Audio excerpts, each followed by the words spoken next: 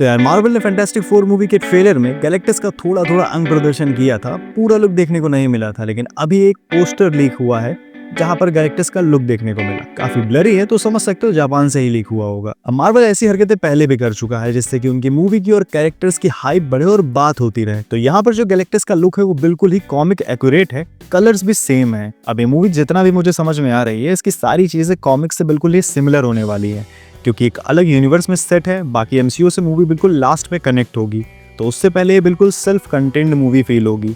इस पोस्टर में Baxter building भी है जो कि मूवी का काफ़ी इंपॉर्टेंट पार्ट है, क्योंकि जो सबसे पहला टीजर लीक हुआ था उसमें गैलेक्टस इसी बैक्स्टर बिल्डिंग के अंदर झांक रहा था। बैक्स्टर बिल्डिंग फैंटास्टिक फोर का घर है, उनका ऑफिस है और एक काफ़ी ज़्यादा रिसोर्सफुल जगह है मार्वल यूनिवर्स की। यहाँ रीड रिचर्ड्स की ज़्यादातर इन्वेंशंस इंस्टॉल्ड हैं। जैसे ये बिल्डिंग पूरे यूनिवर्स में कहीं भी वॉर होल डिटेक्ट कर सकती है, डैमेज होने पर खुद ही रिपेयर भी कर सकती है खुद को, और कुछ रूम्स में तो दूसरी डायमेंशंस के लिए गेटवेज भी हैं। बाहर से ये बिल्डिंग ब्यूटीफुल तो लगती है लेकिन साइज और शेप नॉर्मल स्काई स्क्रैपर्स जैसे ही है। तो गैलेक्टस अगर इसके अंदर झांक रहा है तो गैलेक्टस का साइज भी इसी बिल्डिंग के बराबर का होगा। अब काफ़ी सारे मीडिया में गैलेक्टस के साइज को अलग अलग दिखाया गया है। उसका रीज़न ये है कि गैलेक्टस अपना साइज ज़रूरत के अकॉर्डिंग चेंज कर सकता है, यहाँ तक कि उसका शेप और फॉर्म भी अलग अलग लोगों को अलग अलग दिख सकता है।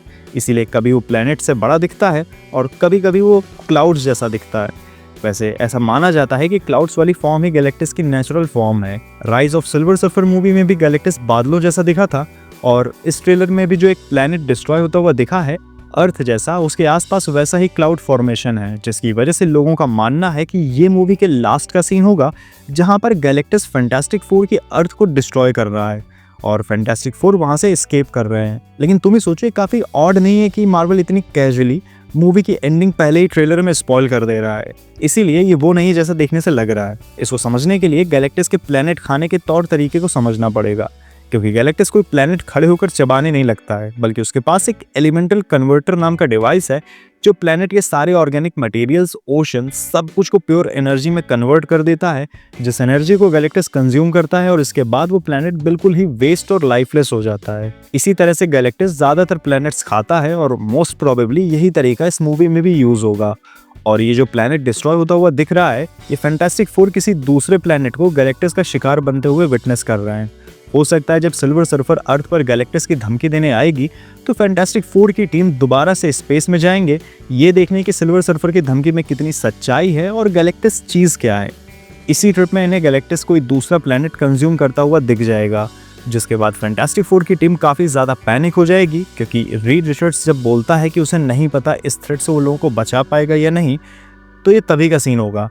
अब सोचो, अगर रीड जैसे सुपर जीनियस को डाउट्स आ रहे हैं तो फिर इनकी अर्थ की जनता की क्या ही हालत हो रही होगी। इसके अलावा जब मूवी के सिनॉप्सिस में ये भी बताया गया कि फैंटास्टिक फोर और गैलेक्टस का कॉन्फ्लिक्ट पर्सनल है, तो उसके बाद ये थ्योरीज भी आई थी कि एनर्जी के भूखे गैलेक्टस को पता चल गया होगा कि रीड रिचर्ड्स का बेटा फ्रैंकलिन रिचर्ड्स पैदा हुआ है, जो कि बहुत ही ज्यादा पावरफुल है। तो इसका मतलब गैलेक्टस फैंटास्टिक फोर के सामने कंडीशन रखेगा कि अगर अर्थ बचानी है तो उसे फ्रैंकलिन रिचर्ड्स दे दें, नहीं तो अर्थ डिस्ट्रॉय कर दी जाएगी। और यही डायलेमा फैंटास्टिक फोर की अर्थ का फेट डिसाइड करेगी। अब कॉमिक्स में तो जब पहली बार गैलेक्टस अर्थ पर आया था तो फैंटास्टिक फोर ने उसको अल्टीमेट नलीफायर नाम के डिवाइस से डरा के भगा दिया था, जो कि जॉनी स्टॉर्म लेकर आया था गैलेक्टस के वर्ल्ड शिप टार-2 से। अब ट्रेलर में सिल्वर सर्फर एक सीन में किसी शिप के अंदर दिख रही है। हो सकता है यहाँ पर जॉनी स्टॉर्म अल्टीमेट नलीफायर लेने आया हो और सिल्वर सर्फर उसे रोकने आई हो। एक थ्योरी के अकॉर्डिंग ये जो डिवाइस रीड इस सीन में पकड़े हुए है, ये एमसीयू वर्जन है अल्टीमेट नलीफायर का, जो कि कॉमिक्स वाले से काफी अलग लग रहा है।